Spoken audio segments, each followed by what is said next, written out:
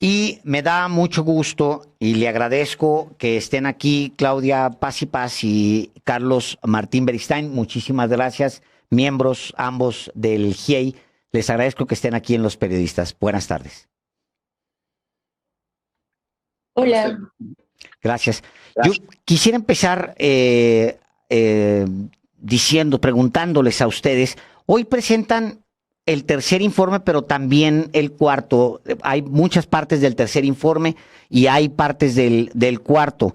A mí me dio la impresión el día de hoy, en lo que presentan, en el informe, en los dos informes, en las lecturas y en los que plantean ustedes, que ustedes dibujan una especie de estado profundo, una especie como de un grupo poderoso de intocables que toma decisiones dentro del ejército, dentro de la fiscalía, que no todos vemos, que más bien que no son visibles, pero que toman decisiones incluso al margen de las autoridades sí visibles del país.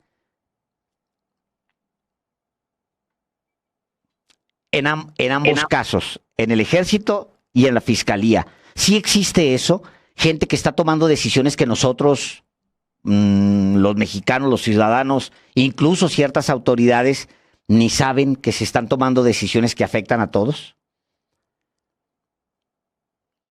Justamente lo que comentamos esta mañana es que la unidad especializada para la investigación y litigación del caso Ayotzinapa en el último mes, en las últimas semanas, fue prácticamente intervenida en un caso para solicitar en 24 horas una judicialización, lo cual ya dijimos esta mañana, lo estaba mencionando Francisco hace un momento. Es sumamente peligroso, no porque esta persona no tenga responsabilidad, tiene responsabilidad y grave responsabilidad en la construcción de la verdad histórica, sino por hacerlo por personas que no conocen la investigación, por hacerlo deprisa y corriendo, pues se dejaron por fuera evidencias muy sólidas y muy fuertes. No es que no se puedan presentar, se pueden presentar, pero la pregunta que nos hacemos nosotros es ¿por qué hacerlo de esta manera? Y lo más grave es que se solicitan 83 órdenes de aprehensión, el juez las otorga y a las 2 semanas se solicita que se revoquen 21, sin que se dé ninguna explicación, ningún argumento que justifique un actuar contrario a la evidencia y que vulnera absolutamente la autonomía de la unidad que precisamente se creó para que pudieran ser fiscales con conocimiento de un caso tan complejo quienes adelantaran las investigaciones. La pregunta más, todavía más directa, en el caso de la fiscalía, ¿hay al interior de la fiscalía intereses e incluso personas que vienen desde la Procuraduría que pudieran estar interfiriendo en la búsqueda de la verdad en el caso Ayotzinapa?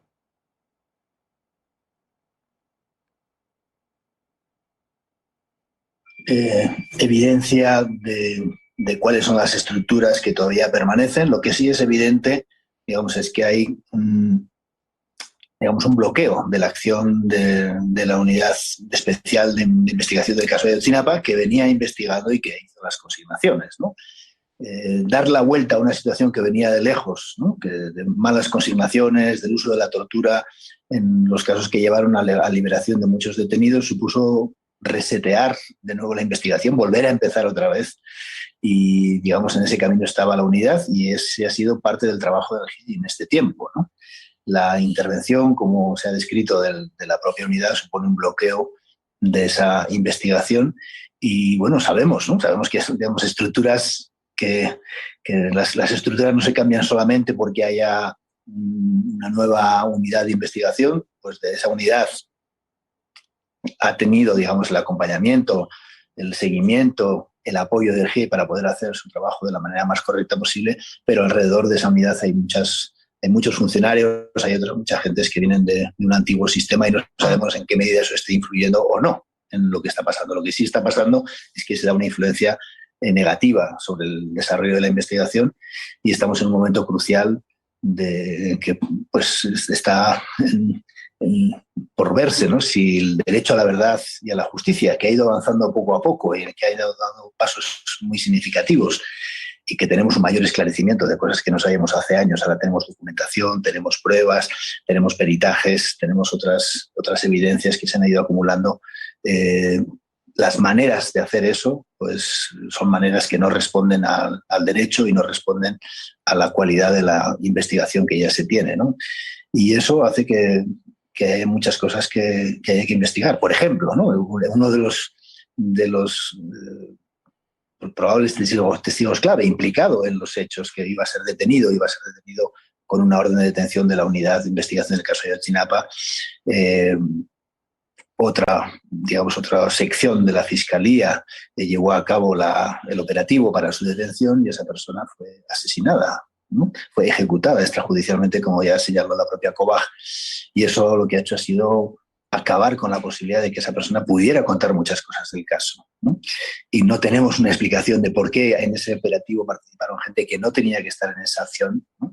Y no tenemos una explicación de por qué esa persona tiene 21 disparos en el cuerpo y cuáles fueron las circunstancias de esa ejecución extrajudicial, como ha sido definida por la COBAG, ¿no?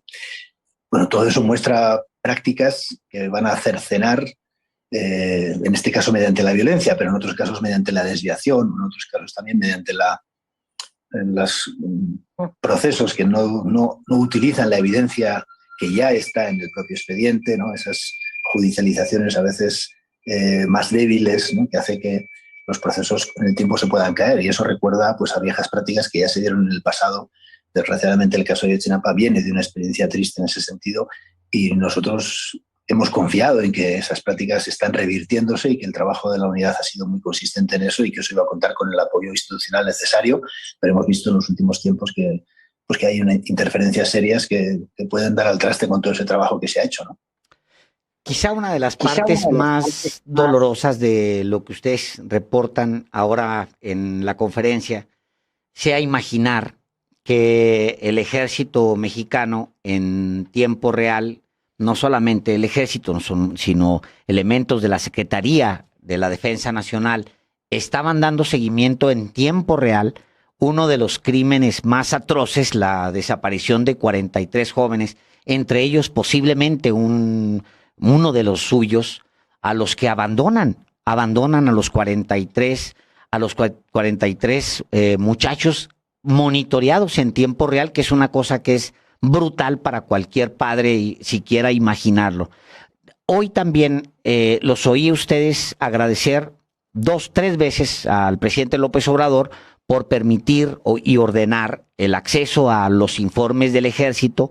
Ahí en la conferencia estaba Alejandro Encinas. Ustedes han lamentado la salida de Omar Gómez Trejo. Mi pregunta es, si en este momento ustedes tuvieran que dejar la investigación por alguna razón, ¿no? Afortunadamente no lo van a hacer, ¿de quién alertarían a los mexicanos? ¿De quiénes dirían ustedes, cuidado por allá, mexicanos? Hay un sector oscuro allá del que ustedes como mexicanos se tienen que cuidar y transformar. Nosotros lo fundamental en este caso no es señalar personalmente o institucionalmente a los peligros para la sociedad mexicana. Lo que sí alertamos a la sociedad mexicana y alertamos a los familiares, obviamente, que es las maneras de hacer esas cosas son un peligro para la democracia en México, para la investigación judicial y para tener una resolución de un caso tan grave como usted señalaba, de una desaparición masiva, ¿no? De 43 personas y el ataque a otras muchas que se dieron esa noche, ¿no? Nosotros señalamos que ahí están parte de las evidencias. Las evidencias se necesitan complementar, ¿no? Gracias a esa voluntad política hubo una apertura de archivos, costó, pero tuvimos acceso a esa información, hubo que buscar esa información.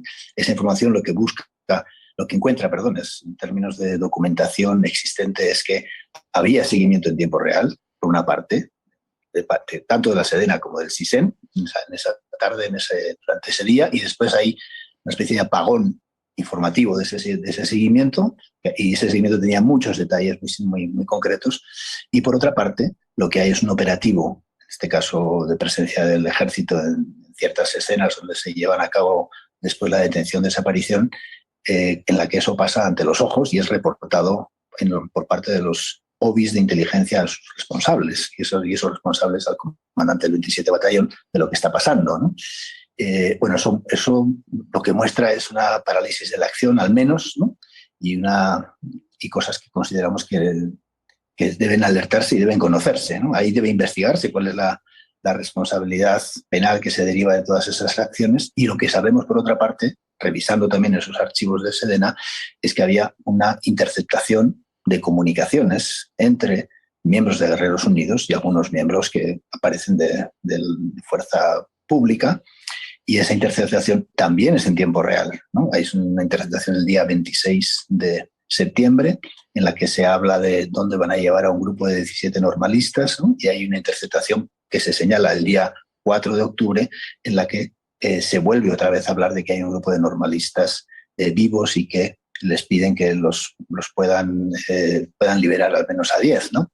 Esas son interceptaciones telefónicas o de comunicaciones con miembros de Guerreros Unidos y algunos miembros de servicios del Estado, aparatos del Estado, que muestran que esas interceptaciones existían en tiempo real, se tenía conocimiento de lo que estaba pasando y, sin embargo, no hubo ni una acción en ese momento ni después. Los resultados de esas escuchas se pusieron a disposición de la investigación de la PGR o de la investigación para la búsqueda de los desaparecidos, ¿no? Después de los hechos, ¿no? Y bueno, eso es lo que duele, ¿no? Y nosotros alertamos sobre eso. Esas son las cuestiones que hay que resolver y también de las que hay que volver a considerar que necesitamos una mayor apertura de esos archivos, porque hay interceptaciones telefónicas parciales, ¿no? Que hemos pedido que tengamos más acceso al resto de la información, porque eso es una información determinante para la búsqueda de los desaparecidos, ¿no? Eso muestra una relación, en este caso, del crimen organizado con parte del aparato del Estado, que tiene una gran responsabilidad en lo que pasó allí, y hay que determinar después las responsabilidades penales que se derivan, ¿no? Pero muestra cómo opera una red, en este caso criminal en Guerrero, en esas circunstancias, y esa red que viene de antes, porque también tenemos los resultados de las interceptaciones telefónicas de Chicago, ¿no? Que muestran esa relación anterior, ¿no? En el momento concreto de los hechos, pues lleva a las atrocidades que hemos conocido. De todo eso es lo que alertamos a la sociedad mexicana, al presidente de México, a las autoridades, a la propia Fiscalía, y para eso consideramos que ese trabajo de investigación es tan importante, ¿no? Porque hay que tener los elementos de prueba y la estrategia también de investigación que ayuda a desmantelar los mecanismos que hacen posible ese horror a gran escala vivido durante esa noche y toda la estrategia posterior, digamos, de ocultamiento de la desaparición que se dio en lo que se ha llamado coloquialmente esa verdad histórica, ¿no? Me cuesta trabajo, después de haberlos escuchado el día de hoy en la conferencia, después de entender el despliegue de inteligencia que se dio ese día y el día siguiente de la desaparición de los muchachos, me cuesta trabajo pensar en 5 órdenes de aprehensión contra militares, y me obliga a preguntarles a ustedes si la cantidad del despliegue que había militar hacía pues muy viable que el general secretario Cienfuegos estuviera o no estuviera enterado de esto. ¿Qué evidencia tenemos, hasta dónde tenemos, y qué es lo que falta para avanzar a otros escalafones dentro del ejército mexicano? El avance de las investigaciones en estos años, creo que a nosotros no nos queda ninguna duda, como grupo interdisciplinario de expertos independientes, que hubo gravísimas omisiones esa noche. Omisiones que han sido señaladas por los propios integrantes del ejército, que valoraron la actuación, por ejemplo, del comandante del 27 Batallón esa noche. Expresamente en un documento que analiza la actuación de este funcionario esa noche dice, omitió, él debió haber actuado, porque el ejército tenía una responsabilidad de combate al crimen organizado, y bueno, fueron balaceras en varios sitios de la ciudad esa noche. Fue un movimiento terrible de Guerreros Unidos, de policías de otras municipalidades, de propios policías de Iguala, fuerza estatal, de fuerza federal. Entonces, no, para la valoración que es el mismo ejército de la actuación del comandante, es que él omitió su obligación de salir y enfrentar esa situación y sobre todo proteger a los jóvenes. También hay procedimientos disciplinarios que sancionan la omisión de información del capitán Crespo y de otro integrante del ejército porque negaron que fueron a Brandías. Pero si tú lees esas conductas, ese patrullaje a la Palacio de Justicia, a la Juan N. Álvarez, al hospital, cómo trataron a los muchachos en ese momento, que los amenazaron, que les dijeron que dijeran sus nombres o iban a ser desaparecidos, que no les dieron auxilio, aunque uno estaba gravísimamente herido. Y lo contrastas con las informaciones que ya están en la investigación, que fueron judicializadas porque van en la solicitud de aprehensión de las 83 órdenes a las que nos hacíamos referencia y mencionan con cargo y apellido, por ejemplo, al capitán Crespo. Tú lees de otra forma ese patrullaje. No es una simple omisión. Es una persona que tenía comunicación y está siendo mencionada en las intervenciones de comunicaciones como parte que cumplía un rol con la organización criminal. Es una lectura totalmente distinta. Por eso valoramos que era un paso muy importante que dentro de esta solicitud de 83 órdenes de captura hubieran varias contra personas del 27 Batallón, y por eso es que hasta este momento no entendemos por qué se solicitó la revocatoria de muchas de estas órdenes de aprehensión.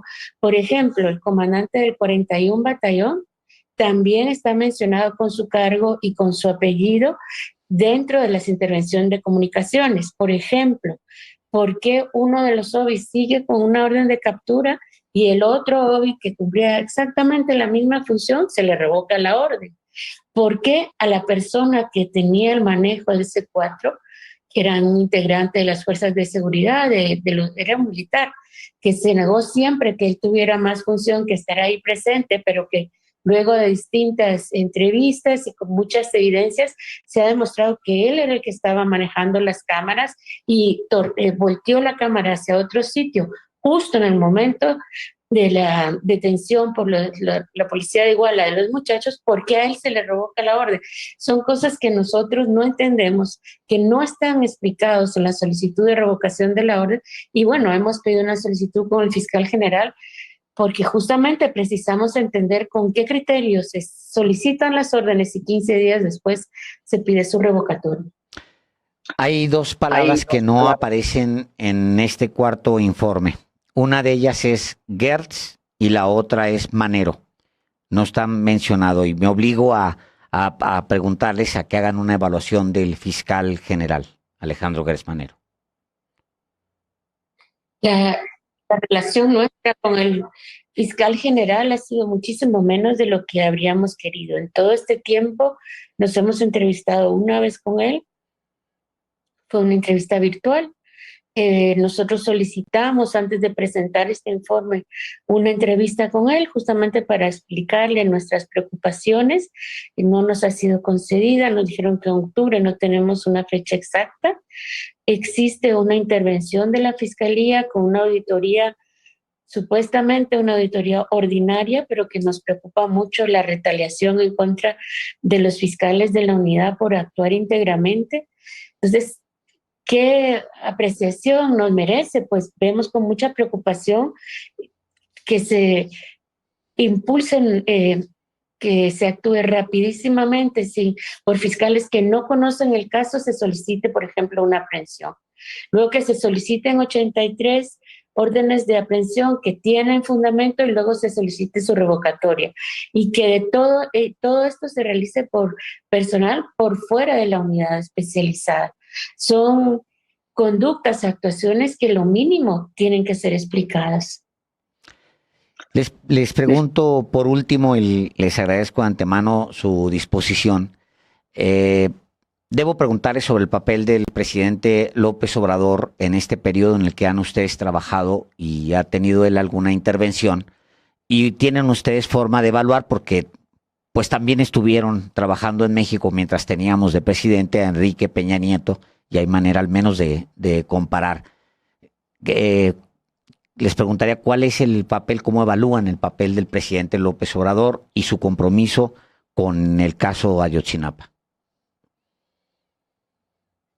Bueno, Andrés López Obrador señaló desde el principio que la resolución del caso era una prioridad política para su gobierno y era un compromiso con los familiares y con los compromisos de México. Eso para nosotros tiene un valor muy importante. Hemos tenido varias reuniones con él. No pudimos tener una reunión con el anterior presidente cuando tratamos de poder hablar del caso. En esas reuniones pedimos su intervención también para poder tener acceso a nuevas informaciones, ¿no?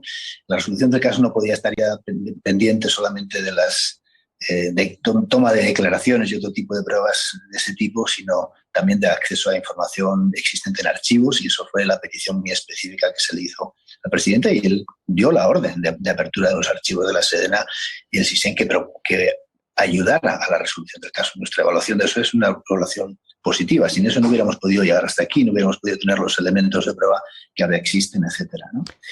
También consideramos que su compromiso público, pues y su compromiso delante de los familiares es una cosa muy importante. Las reuniones que ha habido, hemos participado en varias de ellas.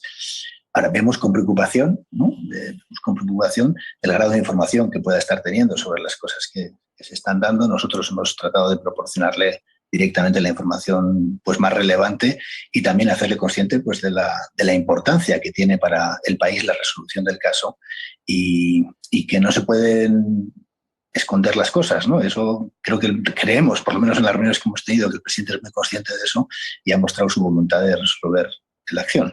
Consideramos que también que a veces el intento de tener resultados en un determinado tiempo puede no ser la mejor estrategia para poder tener resultados fiables a medio plazo, y que pues alertamos siempre a las autoridades de que las cosas tienen que hacerse no solamente apegadas a derechos, sino apegadas también a la consistencia de la información que permita que eso se mantenga en el tiempo, ¿no? Y que es muy importante sostener un esfuerzo de diálogo y de confianza con las diferentes partes, especialmente con los familiares y con quienes pues hemos estado acompañando ese proceso y empujando esa resolución, porque consideramos que ese es el mejor servicio que se le puede hacer a México, ¿no? El mejor servicio que se le puede hacer a las transformaciones también que quieren llevarse a cabo en este país y que pasan por acabar con la impunidad, ¿no? Y pasan por desmantelar, pues en la medida de lo posible, parte de esos mecanismos que han hecho posible que en México se haya dado este caso y se hayan dado otros muchos casos, ¿no? Ese es el momento crucial y es muy importante para nosotros pues que el presidente también tenga la información necesaria para poder tomar las decisiones que ayuden a que el impulso político, que siempre es importante en estos casos, ayude a tener mayores informaciones que todavía se necesitan, pero que también se permita que se trabaje en las instituciones con independencia y que no haya otro tipo de intervenciones de otras personas o de otras autoridades para tratar de frenar o para tratar de desviar o de reorientar o de limitar los resultados de una investigación que está llevándose a cabo de forma conveniente, y que los jueces tendrán que decidir, ¿no? Con los elementos de prueba que exista, pues el grado de convicción que tengan para llevar a cabo los procesos o para llevar a cabo las condenas en su caso, ¿no? Pero ese sistema debe poder funcionar porque eso será una muestra del fortalecimiento democrático y también de cómo la justicia puede ser un elemento de cambio para México. Y quisiera agregar muy rápidamente que para nosotros como GIEI es muy importante que se escuche la voz de los padres y de las madres.